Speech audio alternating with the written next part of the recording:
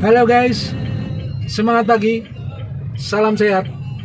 Ingat selalu bersama Pak Jo, integral itu mudah.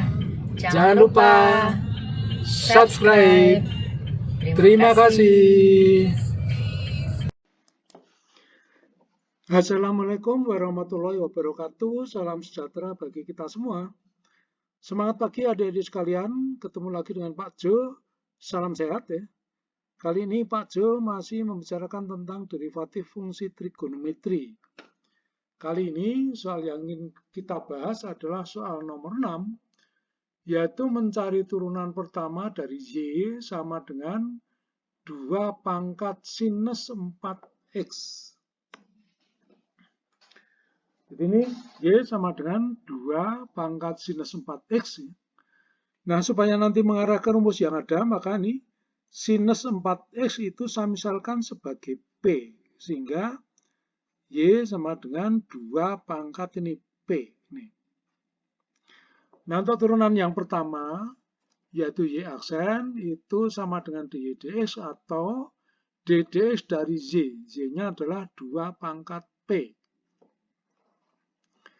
Nah, ini sekarang 2 pangkat P, ini berarti fungsi dengan perubahan P, diturunkan ke perubahan X, maka ini turunkan ke P dulu menggunakan aturan rantai, sehingga ini ddx dari 2 pangkat P ini bisa diganti dengan ini ddp dari 2 pangkat P, maka harus dikalikan dp dx. Jadi seakan-akan ini dp-nya ini coret dengan ini, maka ddx dari 2 pangkat P itu sama dengan ddx dari 2 pangkat P. Oke.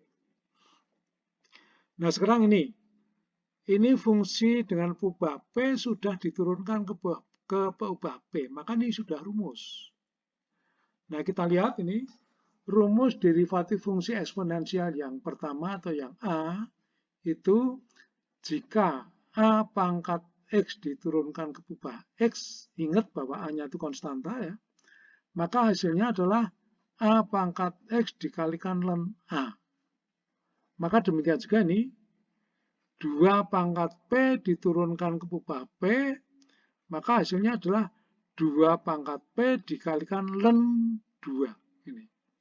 Jadi ini hasil dari ini. Turunan dari 2 pangkat P diturunkan ke perubahan P. Nah, sekarang ini dikalikan ddx dari P. Kali ddx dari P. P-nya diubah, dikembalikan sebagai fungsi X, yaitu P sama dengan sinus 4X. Nah, ini sinus 4X diturunkan ke perubahan X. Nah, ini supaya mengarah ke rumus, maka 4X-nya saya misalkan sebagai Q.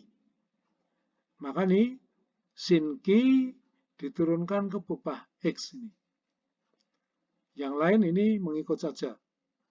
Nah, sekarang ini fungsi dengan perubahan Q diturunkan ke perubahan X, maka diturunkan ke Q dulu menggunakan aturan rantai, sehingga ini bisa diganti menjadi ini, ya, yaitu ddq dari sin Q, maka harus dikalikan dq dx. Jadi seakan-akan ini dq-nya coret, maka ddx dari sin Q sama dengan ddx dari sin Q. Oke, yang lain ini mengikut saja. Oke, selanjutnya ini hasil yang terakhir tadi pada lembaran sebelumnya. Nah, kalau kita lihat ini, sinus Q diturunkan ke perubahan Q. Nah, ini sudah rumus.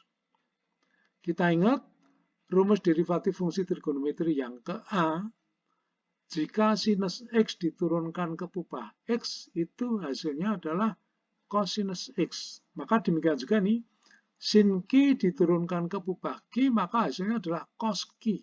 Ini hasilnya adalah cos Q. Ini mengikut saja, ya, jadi sama. Kemudian dikalikan ddx dari Q. ddx dari Q. Q-nya dikembalikan sebagai fungsi X. Jadi Q-nya adalah 4X. Oke, nah sekarang ini 4X diturunkan ke perubahan X. Nah, ini hasilnya adalah 4. Ya. Jadi ini sudah rumus, mestinya nanti 4-nya itu dikeluarkan dulu. Jadi 4 kalikan ddx dari x.